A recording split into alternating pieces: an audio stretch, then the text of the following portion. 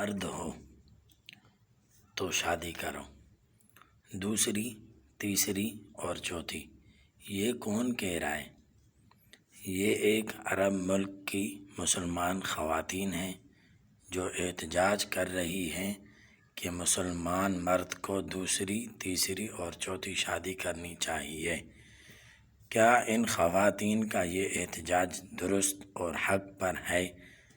مسلم معاشروں کو درجہ ذیل مسائل پر سنجیدگی سے سوچنا چاہیے۔ مثلا لڑکی کی عمر زیادہ ہو گئی، رشتہ نہیں آ رہا، کیا حل ہونا چاہیے؟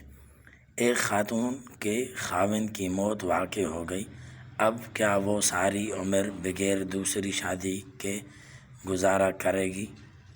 خاتون کی روزمرہ کی زندگی اور خرچوں کی ذمہ داری کون لے گا؟ ایک خاتون کو طلاق ہو گئی، اب اس کا کیا مستقبل ہے؟ کیا واقعی یہ ہمارے پاکستانی معاشرے کے مسائل نہیں؟ پلیز اپنی رائے ضرور دیں۔ شکریہ۔